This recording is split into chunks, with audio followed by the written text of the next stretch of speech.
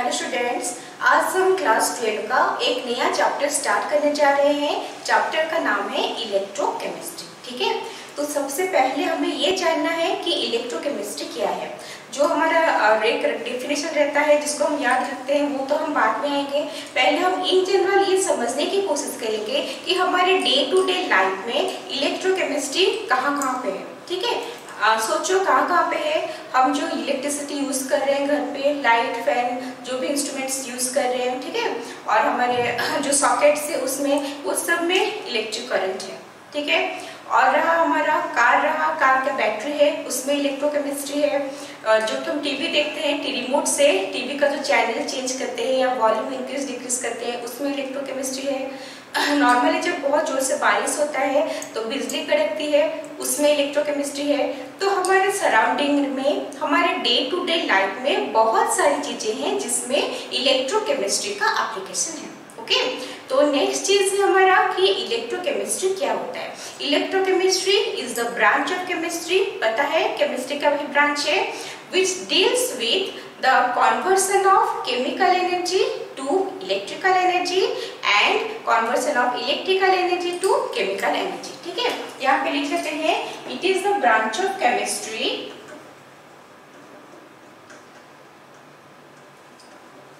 which deals with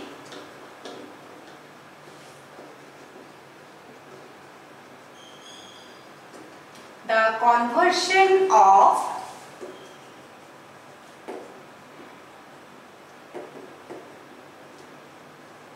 chemical energy to electrical energy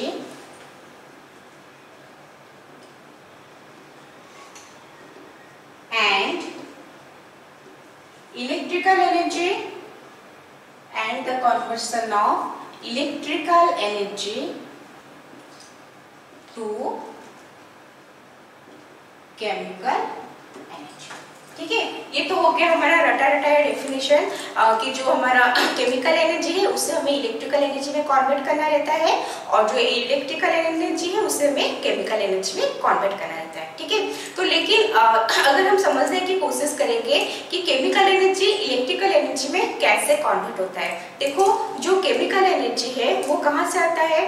कोई भी एक स्पॉन्टेनियस रिएक्शन हो रहा है। स्पॉन्टेनियस रिएक्शन मतलब अपने आप हो रहा है, खुद से हो रहा है, हम उसे इनिशिएट नहीं कर रहे हैं, हम उसके ऊपर कुछ फोर्स देके या फिर कुछ कंडीशन अप्लाई करके उसको इनिशिएट नहीं कर रहे हैं। ठीक है, तो कोई भी एक स्पॉन्टेनियस रिएक्शन है, जो स्पॉन्टेनियस रिएक्शन में जो केमिकल चेंजेस होता है, वो केमिकल चेंजेस जो है उसमें जो एनर्जी इन्वॉल्व रहते हैं उसको हम बोलते हैं केमिकल एनर्जी। ठीक है, तो वो जो केमिकल एनर्जी है, जो केमिकल रिएक्शन जो भी हो रहा है, उसका जो एनर्जी है उसको हमें क्या करना है, उसको यूज करना है, इलेक्ट्रिकल एनर्जी में उसको कन्वर्ट करना है। ठीक है, और जो इलेक्ट्रिकल एनर्जी है, हमें पता है इलेक्ट्रिकल एनर्जी, इलेक्ट्रिसिटी हम अप्लाई करते हैं। इलेक्ट्रिसिटी अप्लाई करके अगर हम कोई भी केमिकल कंपाउंड में क्या कर रहे हैं, कुछ चेंजेस ला रहे हैं, कुछ भी केमिकल चेंजेस ला रहे हैं, तो हम उससे बोलेंगे कि electrical energy is converted into chemical energy. तो आया समझ में। फर्स्ट वाला क्या है, कोई भी स्पॉन्टेनियस केमिकल रिएक्शन हो रहा है जिसमें से क्या हो रहा है, जो केमिकल चेंजेस हो रहा है उस चेंजेस को यूज करके, उससे जो एनर्जी निकल रहा है उसको यूज करके हम उसको इलेक्ट्रिक एनर्जी में कन्वर्ट करते हैं। ठीक है, ये है हमारा फर्स्ट वाला। नेक्स्ट वाला क्या है, कोई इलेक्ट्रिकल एनर्जी को यूज करेंगे, हम इलेक्ट्रिसिटी को यूज करेंगे, यूज करके कोई भी एक केमिकल रिएक्शन को हम कैरी आउट करेंगे जो कि एक नॉन स्पॉन्टेनियस रिएक्शन होगा। क्यों? क्योंकि कोई रिएक्शन अगर खुद से होता है तो हम उसे स्पॉन्टेनियस रिएक्शन कर रहे हैं, क्योंकि इलेक्ट्रिसिटी अप्लाई करके हम ये केमिकल रिएक्शन को प्रोसीड कर रहे हैं, इसलिए वो होगा हमारा नॉन स्पॉन्टेनियस रिएक्शन। ठीक है, आया समझ में इलेक्ट्रोकेमिस्ट्री क्या है। ठीक है, अच्छा, नेक्स्ट चीज है, हम ये इलेक्ट्रोकेमिस्ट्री में क्या पढ़ने वाले हैं। इलेक्ट्रोकेमिस्ट्री में हम सेल्स के बारे में पढ़ेंगे। इलेक्ट्रोकेमिकल सेल है और केमिकल सेल हो गया, इलेक्ट्रोलाइटिक सेल है। ओके, और उसके बाद जो फाइनली ड्राई सेल वो भी पढ़ेंगे, नॉस्ट इक्वेशन है। ओके, ये सब बहुत सारी चीजें हैं जिसको हम वन बाय वन पढ़ते जाएंगे। ओके, अच्छा, तो चैप्टर को स्टार्ट करने से पहले, चैप्टर के अंदर जाने से पहले हमें कुछ बेसिक टर्म के बारे में जानना जरूरी है, ठीक है। तो जो पहला बेसिक टर्म्स जो हमें जानना जरूरी है वो है हमारा रेडॉक्स रिएक्शन। रेडॉक्स रिएक्शन क्या है?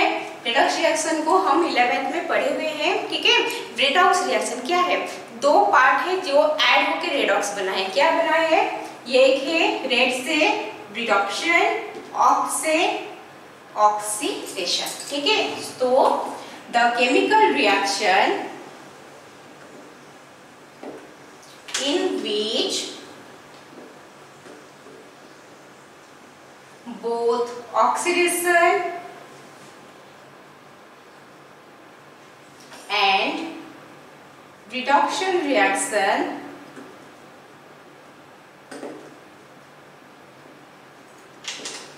take place simultaneously is called redox reaction, ठीक है। कोई भी केमिकल रिएक्शन में अगर oxidation process and reduction process simultaneously carried out होता है तो हम उसे बोलते हैं रिडॉक्स रिएक्शन, ओके। तो पहला चीज है ये रिडॉक्स जो है, रिडक्शन एंड ऑक्सीडेशन, उसका मतलब क्या है? तो फर्स्ट हम देखेंगे ऑक्सीडेशन। ऑक्सीडेशन क्या है? बहुत मतलब क्या 11th में सिर्फ नहीं, जूनियर क्लासेस में भी पढ़ते आए हो। ऑक्सीडेशन क्या होता है? ऑक्सीडेशन को हम बहुत ही टर्म में उसको डिफाइन करते हैं। फर्स्ट जो रहता है वो क्या होता है? एडिशन ऑफ ऑक्सीजन, जो जूनियर क्लासेस में पढ़ते आए हो, ठीक है। एडिशन ऑफ ऑक्सीजन, जैसे हम मान लो एग्जांपल है, हमने मैग्नीशियम लिया, उसमें ऑक्सीजन ऐड किया और मैग्नीशियम ऑक्साइड बना, ठीक है। अभी बैलेंस कर लेंगे तो यहाँ पे मैग्नीशियम में ऑक्सीजन का एडिशन हुआ है, तो ये प्रोसेस को हम बोलेंगे oxidation reaction, addition of oxygen. Next होता है रिमूवल ऑफ हाइड्रोजन, ठीक है। कोई भी रिएक्शन है, जैसे मान लो हम यहाँ पे ले रहे हैं मीथेन, ठीक है, CH4 प्लस O2 कर रहे हैं, तो यहाँ पे क्या होगा? यहाँ पे CO2 प्लस 2H2 हुआ, ठीक है। तो यहाँ क्या हो रहा है? मीथेन में क्या था? हाइड्रोजन था, लेकिन हमने इस रिएक्शन से मीथेन से हाइड्रोजन को निकाल दिया, ठीक है। तो मीथेन से जो हाइड्रोजन निकल गया तो रिमूवल ऑफ हाइड्रोजन हो गया, तो इसको हम बोल सकते हैं कि this is an example of oxidation reaction, okay. Next जो है वो है हमारा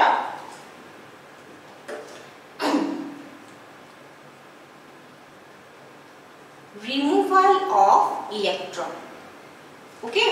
जैसे मान लो हमने सोडियम एटम लिया है, उसको कुछ किए, उसके साथ केमिकल ट्रीटमेंट या इलेक्ट्रिकल ट्रीटमेंट कुछ किए, तो Na क्या कर रहा है? वो एक इलेक्ट्रॉन लूज कर रहा है, ठीक है। और रिमूवल ऑफ इलेक्ट्रॉन है लूजिंग ऑफ इलेक्ट्रॉन लिख लेते हैं, losing of electron by a species. By species लिखने का मतलब कि वो न्यूट्रल एटम हो सकता है या फिर कोई आयनिक स्पीसीज भी हो सकता है, ठीक है। तो देखो यहाँ पे सोडियम है, कोई भी मीन्स के द्वारा अगर हम सोडियम से एक इलेक्ट्रॉन को रिमूव करते हैं तो वो क्या देगा?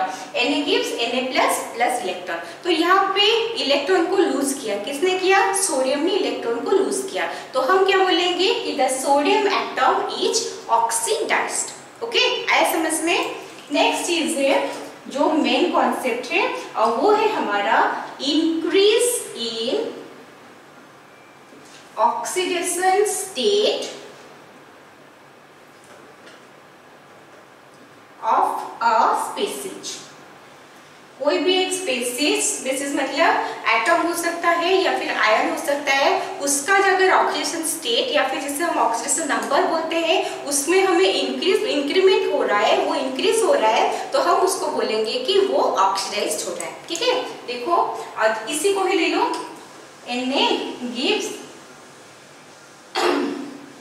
Na+। अगर देखोगे यहाँ पे इलेक्ट्रॉन तो है, लिख लेते हैं, यहाँ पे सोडियम का ऑक्सीडेशन नंबर कितना है? न्यूट्रल एटम है, तो ये हो गया हमारा 0, ठीक है। नेक्स्ट है Na+, +1 चार्ज है, तो यहाँ पे ऑक्सीडेशन नंबर है 1। तो पहले ऑक्सीडेशन नंबर कितना था 0 था, बाद में ऑक्सीडेशन नंबर कितना हुआ 1 हुआ। तो इससे हम क्या बोलेंगे कि ऑक्सीडेशन नंबर इंक्रीज हो रहा है and the reaction will be said to be an oxidation reaction.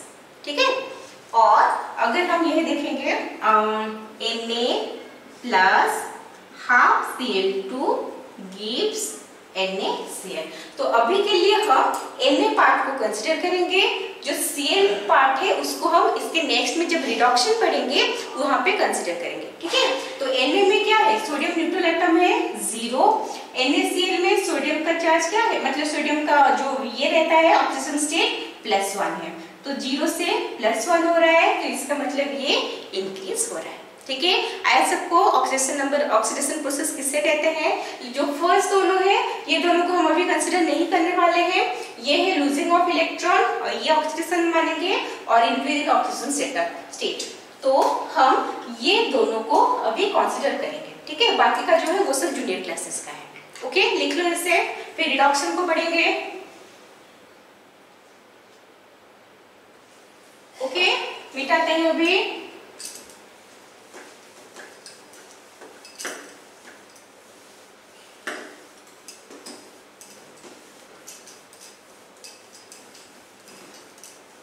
Next है रिडक्शन।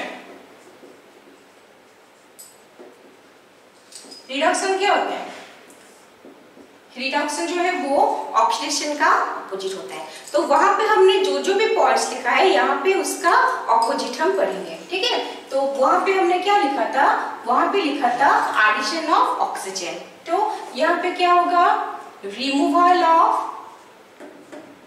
ऑक्सीजन। ठीक है, वहां पे क्या लिखा था, रिमूवल ऑफ हाइड्रोजन, यहाँ पे क्या लिखेंगे, addition of hydrogen.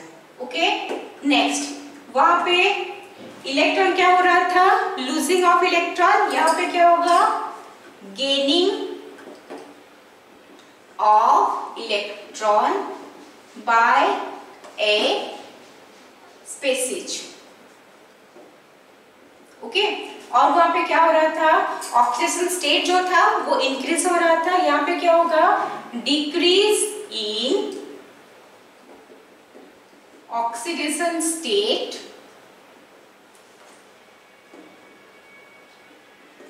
Of a species. ठीक है, तो ये हो गया हमारा रिडक्शन का पॉइंट। ठीक है, तो पहला क्या है, रिमूवल ऑफ ऑक्सीजन।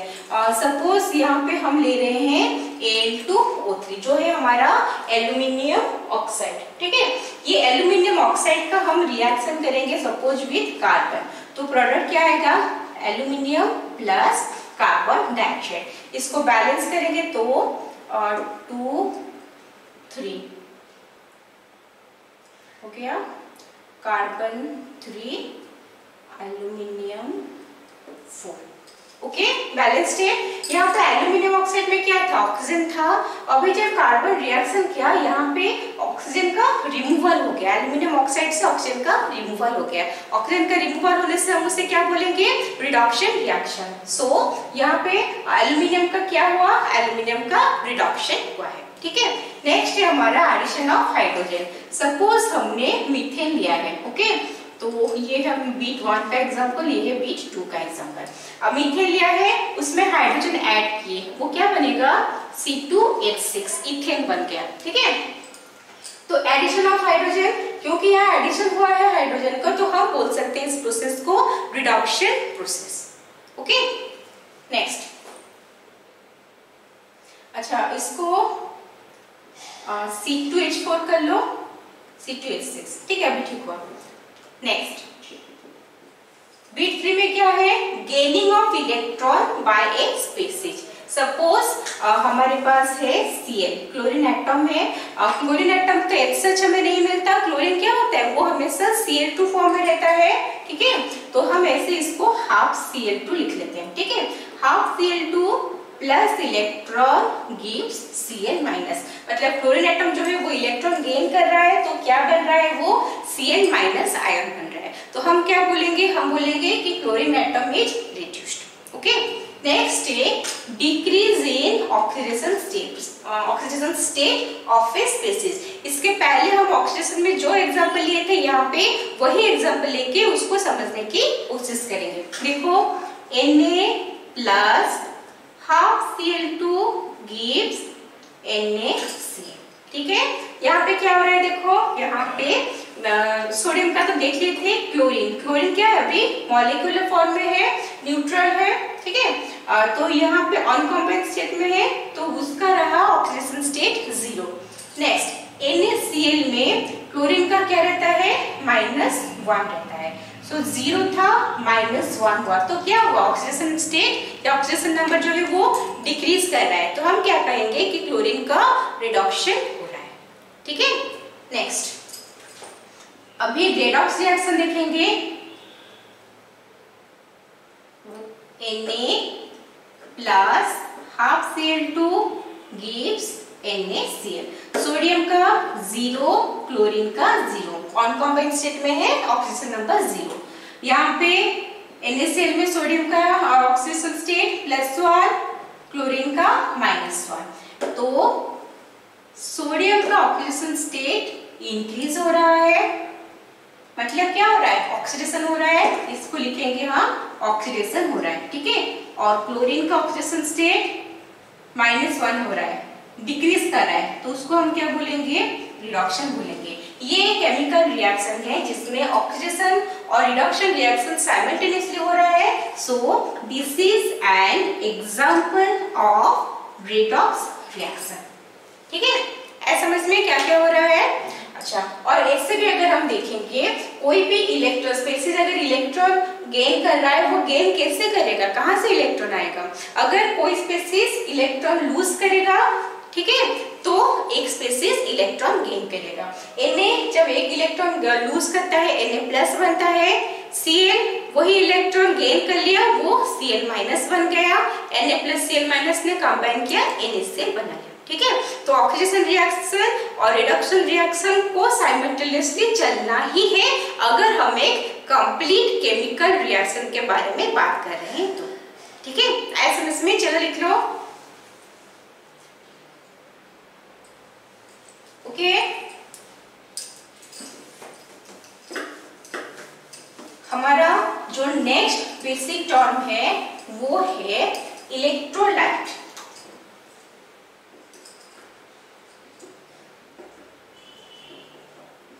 इलेक्ट्रोलाइट, अच्छा ये इलेक्ट्रोलाइट क्या होता है।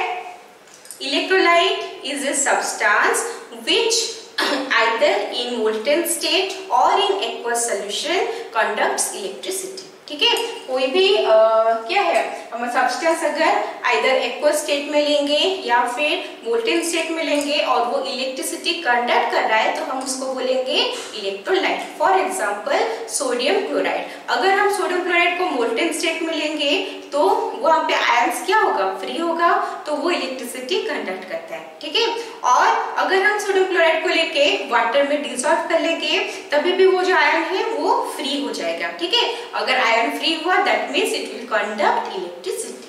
सो इलेक्ट्रोलाइट क्या है, this is the substance which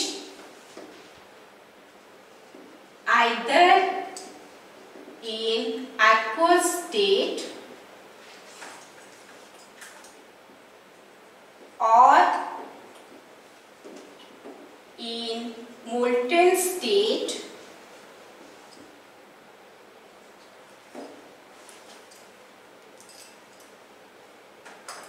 conduct electric current या इलेक्ट्रिसिटी। ठीक है, आइए समझ में इलेक्ट्रोलाइट क्या है। नेक्स्ट टर्म में हमारा इलेक्ट्रोड। ठीक है, इलेक्ट्रोड क्या होता है, इलेक्ट्रोड वो होता है जो अपना सरफेस देता है केमिकल रिएक्शन को प्रोसीड करने के लिए। ठीक है, it is the surface on which it is the surface on which chemical reaction proceeds, ठीक है, जिसे आप लोग तो स्कूल में भी पढ़ते आए हो कि क्या होता है, कोई भी हम कुछ लेते हैं, इलेक्ट्रोड्स लेते हैं, वहां पे रिएक्शंस होता है, तो इलेक्ट्रोड जो है वो सरफेस प्रोवाइड करता है वो रिएक्शन को कैरी आउट करने के लिए, ठीक है। जो इलेक्ट्रोड होते हैं वो भी दो टाइप का इलेक्ट्रोड होते हैं, एक होता है हमारा इनर्ट इलेक्ट्रोड, दूसरा है अटैकिंग इलेक्ट्रोड,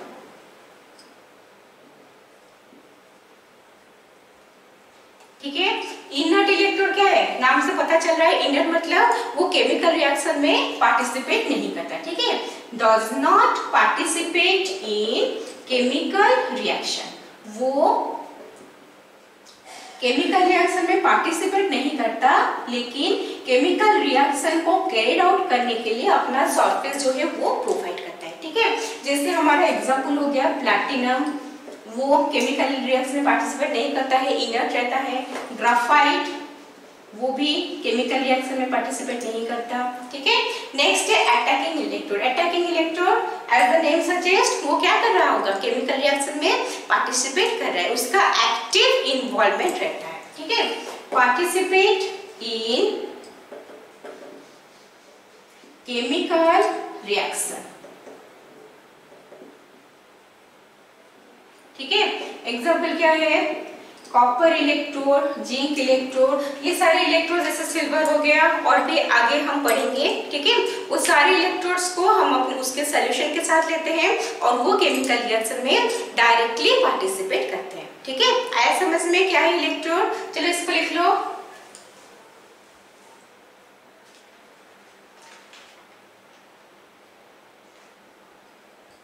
ओके, नेक्स्ट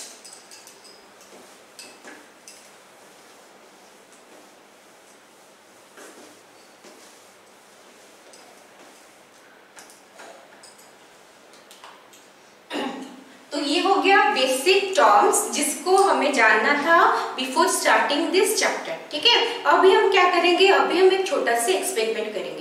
देखो अगर स्टार्ट करना है तो हमारा जो नेक्स्ट पढ़ना है वो है हमारा इलेक्ट्रोकेमिकल सेल, लेकिन इलेक्ट्रोकेमिकल सेल के अंदर डायरेक्ट जाएंगे, देखेंगे ये है, इसमें ये होता है, वो होता है, वो सब तो हम पढ़ेंगे ही पढ़ेंगे, लेकिन इससे पहले हम ये जानने की कोशिश करेंगे कि ये सेल का कॉन्सेप्ट आया कैसे। हम जो सेल्स यूज करें, जो इलेक्ट्रोकेमिकल सेल पढ़ेंगे या इलेक्ट्रोलाइटिक सेल पढ़ेंगे, वो डेवलप क्यों हुआ, ठीक है, किस रीजन की वजह से वो बना है। तो इसके लिए हम क्या करेंगे, पहले कुछ छोटे छोटे एक्सपेरिमेंट पढ़ेंगे, फिर देखेंगे वहां से सेल का डेवलपमेंट कैसे हुआ और क्यों हुआ, ओके। तो जो पहला एक्सपेरिमेंट है वो है zinc rod in water, okay. यहाँ पे हम एक बीकर लेंगे और बीकर में क्या रखेंगे, वाटर है, और यहाँ पे हमने जिंक रॉड रखा हुआ है, ओके। तो अब क्वेश्चन क्या है कि ये रिएक्शन जो है वो प्रोसीड करेगा या नहीं करेगा, ठीक है। आंसर जो है वो है नो, ये रिएक्शन जो है वो प्रोसीड नहीं करेगा। क्यों, मतलब जितना प्रोसीड करेगा बहुत ही ज्यादा स्लाइट अमाउंट में प्रोसीड करेगा, जिसको हम ये मान सकते हैं कि ये रिएक्शन प्रोसीड नहीं कर रहा है, ठीक है। लेकिन वो जो बहुत ही स्मॉल अमाउंट में रिएक्शन प्रोसीड हो रहा है वो क्यों हो रहा है, ओके, वो जानना जरूरी है। और अगर वो रिएक्शन स्टार्ट हुआ है तो फिर वो कंटिन्यू क्यों नहीं हुआ, ये हमें जानना जरूरी है, ठीक है। देखो ये हो गया हमारा जिंक रॉड, जिंक रॉड में क्या है, जिंक एटम से है ना, तो जिंक एटम का टेंडेंसी क्या है, जिंक एटम वो इलेक्ट्रॉन लूज करना चाहता है, ठीक है। सारे मेटल्स जो है, सारे एलिमेंट्स जो है, उनका प्रॉपर्टी वो डिफरेंट रहता है, वो वेरी करता है from one element to other element, ठीक है। तो यहाँ पे जिंक का प्रॉपर्टी है कि वो इलेक्ट्रॉन लूज करना चाहता है, Zn+2 में कन्वर्ट होना चाहता है, ठीक है। तो यहाँ पे क्या होगा, जिंक जो है, यहाँ पे जिंक एटम है, वो इलेक्ट्रॉन लूज करके क्या बनेगा, Zn+2 बनेगा, ठीक है। तो ये जो Zn+2 आयन है वो कहाँ जाएगा, Zn+2 आयन जो है वो वाटर के अंदर जाएगा, ओके। और इलेक्ट्रॉन जो है वो कहाँ जाएगा? एक चीज हमें याद रखना है कि इलेक्ट्रॉन जो है वो सोल्यूशन में नहीं जाता है, ठीक है। कोई भी हमारा मेटल रॉड हुआ, मेटल वायर हुआ, मेटल प्लेट हुआ, जिसको लेके हम एक्सपेरिमेंट करेंगे, इलेक्ट्रॉन हमेशा वही मेटल के सरफेस में रहता है, वही इलेक्ट्रोड में रहता है, वही मेटल रॉड में रहता है, वही प्लेट में रहता है, वही शीट में रहता है, बट वो कभी भी वाटर या सोल्यूशन जो है उसके अंदर इलेक्ट्रॉन नहीं जाता। ओके, ये याद रखना जरूरी है। हो गया?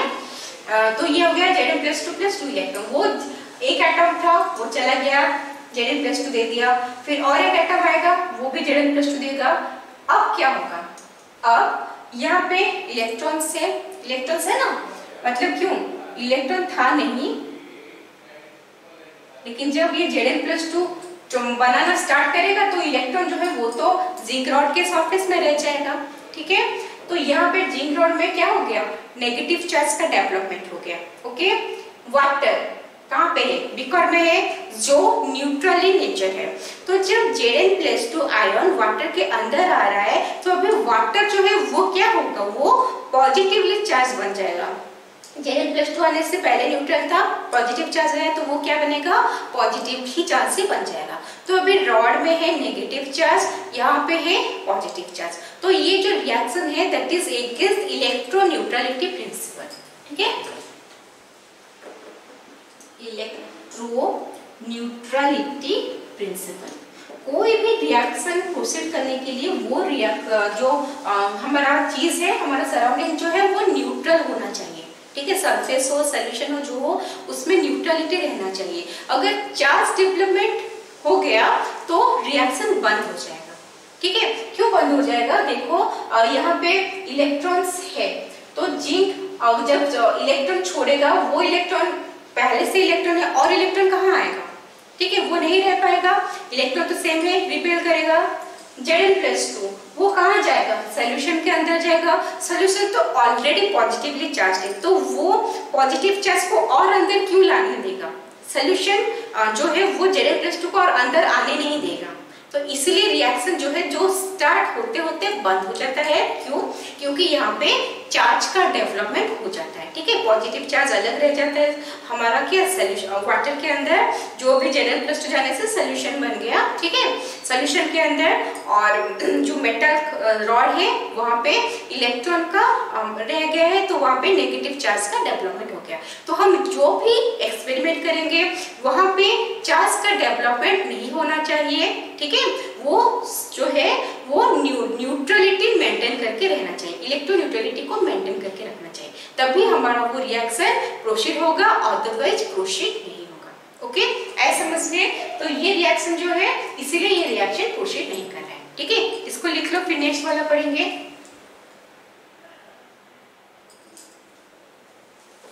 हो गया?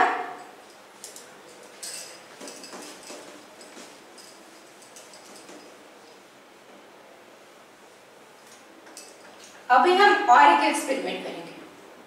यहाँ पे क्या करेंगे?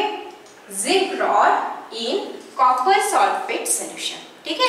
यहाँ पे पहले हम क्या करेंगे? बीकर लेंगे।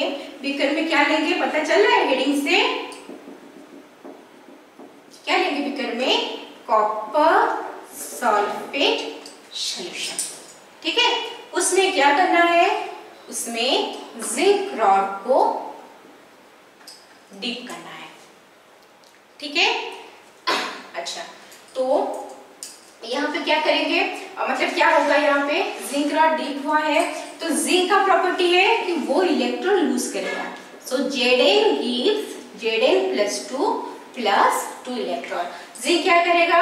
इलेक्ट्रॉन लूज किया, वो इलेक्ट्रॉन कहाँ जाएगा? हमने पढ़ा हुआ है, कहाँ जाएगा? वो मेटल के सरफेस में रहेगा, मतलब जिंक रॉड के ऊपर रहेगा। ओके, नेक्स्ट Zn+2 आयन निकला, वो आयन कहाँ जाएगा?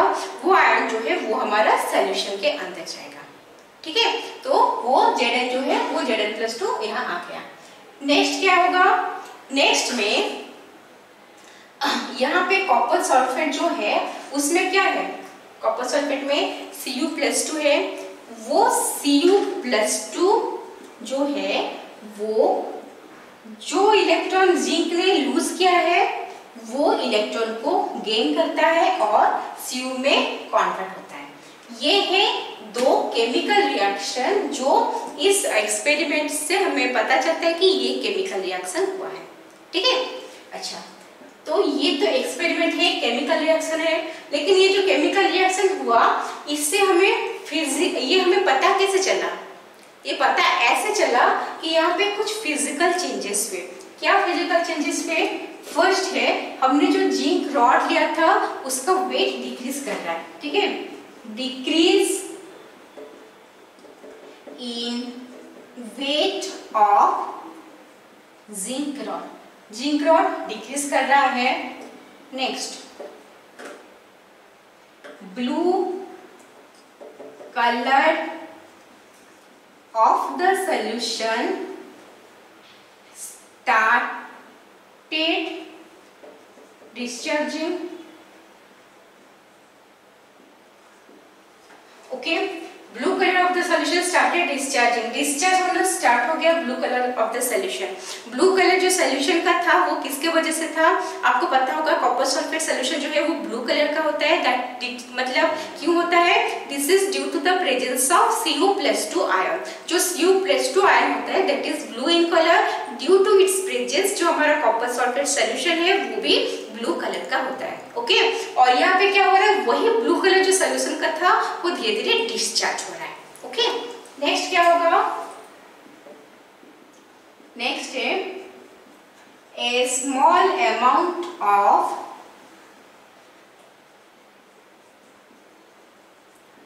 रेड मास is deposited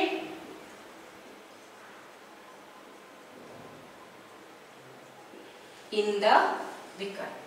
तो ये बीकर में कहीं एक जगह पे, ठीक है, ऐसे कुछ रेड मास जो है वो क्या हो रहा है? डिपोजिट हो रहा है। ठीक है, तो ये जो चेंजेस दिखा, ये चेंजेस होने के बाद और एक चीज हुआ यहाँ पे, temperature of the system increases। Temperature of the system जो हुआ वो इंक्रीज हो रहा था। ठीक है, तो ये सारे फिजिकल जो प्रॉपर्टीज था, फिजिकल जो चेंजेस हुआ था उसको देखने के बाद हमें ये पता चल रहा है कि decrease in weight of zinc rod. Zinc rod जो पहले था वो डिक्रीज हो रहा है, उसका वेट कम हो रहा है। तो जिंक रॉड का वेट कम क्यों होगा? ठीक है, जिंक रॉड का वेट कम तभी होगा अगर जिंक जो है वो वहां से डिजॉल्व होता जाएगा। ठीक है, तो जिंक रॉड तो था, या फिर जिंक एटम निकलता गया, वो Zn+2 आयन लेता गया और इलेक्ट्रॉन लूज करता गया। इलेक्ट्रॉन कहाँ आ रहा था? इलेक्ट्रॉन आ रहा था मेटल सरफेस के ऊपर रह रहा था, लेकिन जो Zn+2 आयन है वो हमारा रॉड से आके कहाँ? सॉल्यूशन में चला जा रहा था। इसका मतलब जिंक एटम से आयन निकलता ही जा रहा था। तो जिंक का जो मास है वो क्या हो? वो तो कम हो रहा है। वो क्या हो रहा है? हमारा जो रॉड से निकल के सॉल्यूशन के अंदर जा रहा है, इससे जो जिंक रॉड का वेट था वो डिक्रीज हो रहा था। ठीक है, ऐसा समझ में क्या हो रहा था? Next, blue colour of the solution started discharging. ये जो चेंजेस हुआ इसका क्या मतलब है? Blue colour of the solution किसके वजह से था? Cu+2 आयन के वजह से था। अगर blue colour of the solution discharge हो रहा है, इसका मतलब Cu+2 आयन जो है उसका अमाउंट डिक्रीज हो रहा है। तो अगर Cu+2 आयन का अमाउंट डिक्रीज हो रहा है तो वो Cu+2 आयन जा कर रहा है, मतलब वो यूज हो रहा है। कैसे यूज हो रहा है? देखो, Cu+2 आयन था, ठीक है, मतलब है अभी Zn+2 ने जो इलेक्ट्रॉन छोड़ा है, जिंक एटम ने इलेक्ट्रॉन छोड़ा हुआ है, Cu+2 का टेंडेंसी रहता है कि वो इलेक्ट्रॉन को वो एक्सेप्ट कर लेगा। ठीक है, तो Cu+2 वो इलेक्ट्रॉन को एक्सेप्ट करके कॉपर एटम में वो कन्वर्ट हो जा रहा है। आयन समझ में? न्यूट्रल में आयन था, अभी इलेक्ट्रॉन के साथ रिएक्शन लग के उसके साथ वो न्यूट्रल एटम में कन्वर्ट हो रहा है। ठीक है, इसके वजह से ब्लू कलर, क्योंकि Cu+2 चार्ज जो आयन है उसका अमाउंट कम हो रहा है, तो blue colour of the solution जो है वो भी डिस्चार्ज हो रहा है। नेक्स्ट है small amount of red mass is deposited in the beaker. एक तो बॉटम ऑफ द बीकर में यहाँ पे क्या हो रहा है? कुछ कुछ रेड कलर का मास जो है वो डिपोजिट हो रहा है। तो वो जो रेड कलर का मास डिपोजिट हो रहा है वो क्या है और वो कहाँ से आया है, ठीक है। यहाँ पे हम जो देखेंगे बाहर से तो कुछ नहीं आ रहा है, जो आ रहा है यही हमारे जो बीकर के अंदर ही जो रिएक्शन हो रहा है उसी से ही आ रहा है, ठीक है। तो रेड मास कहाँ से आ रहा होगा, देखो जिंक है वो Zn+2 में कन्वर्ट हो रहा है, सोल्यूशन के अंदर जा रहा है, ओके। Cu+2 आयन जो कि सोल्यूशन में था वो इलेक्ट्रॉन जो है गेन करके उसको वो कॉपर एटम में क्या हो रहा है, कन्वर्ट हो रहा है। तो वो जो कॉपर न्यूट्रल एटम में कन्वर्ट हो गया है, अब वो कहाँ जाएगा सॉरी वो कहाँ जाएगा, वो भी सोल्यूशन के अंदर नहीं रहेगा। सोल्यूशन के अंदर रहने के लिए उसको आयनिक फॉर्म में रहना होगा, ठीक है। जब तक वो आयन फॉर्म में था, Cu+2 फॉर्म में था, तब तक वो सोल्यूशन के अंदर था। कौन, Cu+2। देखो Zn भी जब आयन में कन्वर्ट हुआ, Zn+2 में कन्वर्ट हुआ, तभी वो सोल्यूशन के अंदर में है। तो सोल्यूशन के अंदर में रहने के लिए, एक्वस स्टेट में रहने के लिए क्या होगा, वो हमारा क्या सोल्यूशन में रहना जरूरी है। जब न्यूट्रल एटम में कन्वर्ट हो जाएगा वो सोल्यूशन में नहीं रहेगा, कहाँ होगा, वो नीचे डिपॉजिट हो जाएगा, ठीक है। तो ये जो रेड कलर का मास हुआ है वो क्या है, वो हमारा कॉपर के एटम से जितना कॉपर आयन कॉपर एटम में कन्वर्ट हो रहे हैं वो सारे आपके बीकर के नीचे डिपॉजिट हो रहे हैं। तो रेड मास जो है वो उसके वजह से आ रहा है, ओके। ऐसा समझ में क्या हो रहा है, यहाँ पे रिएक्शन में हम लिख सकते हैं कि zinc solid gives Zn+2 aqueous, ion में है, एक्वस फॉर्म में है सोल्यूशन के अंदर। यहाँ पे Cu+2 एक्वस मतलब क्या है, सोल्यूशन के अंदर है, इलेक्ट्रॉन गेन करके किसमें कन्वर्ट हो रहा है, कॉपर सॉलिड में कन्वर्ट हो रहा है, ठीक है। तो ये हमारा 3 पॉइंट गया। नेक्स्ट पॉइंट है temperature of the system increases. जब हम देखते हैं कि ये जो सोल्यूशन जो बीकर में है वो बीकर को टच करोगे रिएक्शन कुछ देर प्रोसेस करने के बाद, तो क्या होगा, यहाँ पे वो बीकर जो है वो गर्म लगेगा, वो हॉट हो गया है, ठीक है। वो जो नॉर्मल टेम्परेचर था, रूम टेम्परेचर, अभी वो उसका टेम्परेचर इंक्रीज हो गया है। इसका मतलब क्या है, इसका मतलब ये है कि पहले तो ऐसा नहीं था, जो केमिकल रिएक्शन हुआ है यहाँ पे इस बीकर के अंदर, उसके वजह से कुछ हीट जनरेट हुआ है, ठीक है। वो हीट जो जनरेट हुआ है कुछ तो एटमॉस्फेयर को एस्केप हो गया होगा, और कुछ है वो जो हमारा बीकर में जो भी कंटेंट है उसका वो टेम्परेचर को रीच कर दिया है, ठीक है। इसके वजह से टेम्परेचर ऑफ द सिस्टम जो है वो इंक्रीज कर गया, ओके। ऐसा समझ में क्या क्या हो रहा है, देखो तो ये था, अगर हम जिंक रॉड को कॉपर सल्फेट सॉल्यूशन में रखेंगे तो क्या चेंजेस होगा। और ये जो रिएक्शन है वो प्रोसीड भी होगा, क्यों, क्योंकि यहाँ पे इलेक्ट्रॉन न्यूट्रलिटी जो प्रिंसिपल है वो कंटिन्यू रहता है। क्यों, यहाँ पे तो इलेक्ट्रॉन जो है वो एक्युमुलेट होता है क्या, नहीं हो रहा है।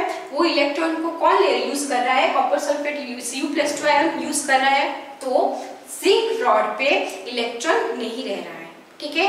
नेक्स्ट, सोल्यूशन के अंदर, इसके पहले वाले में क्या हो रहा था, सोल्यूशन के अंदर Zn+2 आयंस रहते थे, ठीक है। लेकिन यहाँ पे सोल्यूशन के अंदर कौन है, Zn+2 आयंस है, लेकिन यहाँ पे क्या हो रहा है, इलेक्ट्रॉन को भी यूज होता जा रहा है, ठीक है।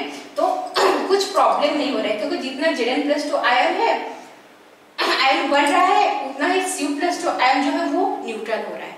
और इसका न्यूट्रलिटी जो है मेंटेन कैसे होता है, सल्फेट आयन है ना, क्या लिए हम, कॉपर सल्फेट लिए हैं, सल्फेट का चार्ज क्या है, नेगेटिव है, तो न्यूट्रलिटी मेंटेन हो रहा है, इसलिए ये रिएक्शन जो है वो प्रोसीड कर रहा है, it is a spontaneous reaction, okay.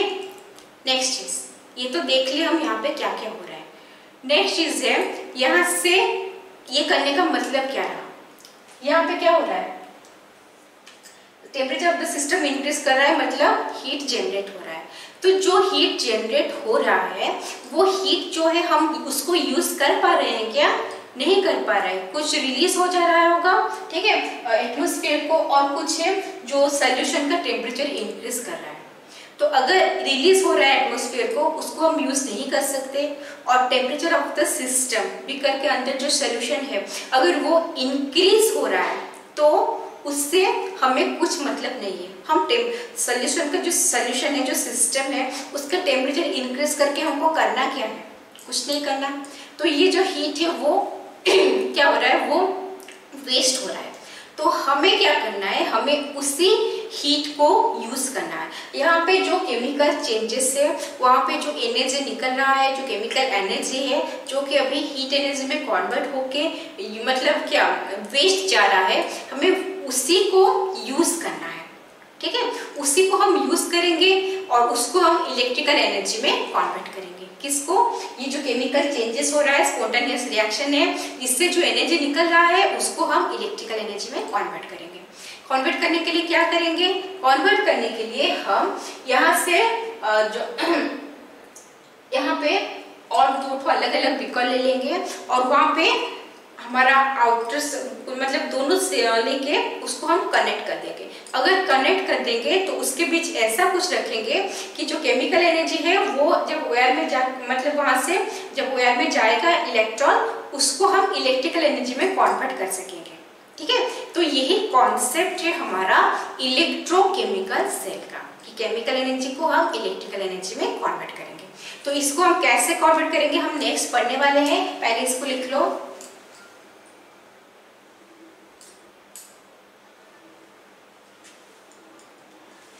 Okay, हो गया।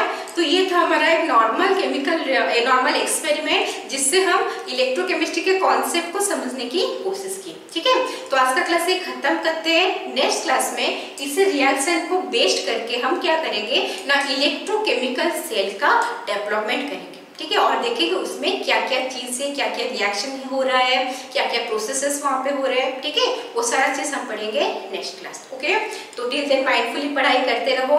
ओके।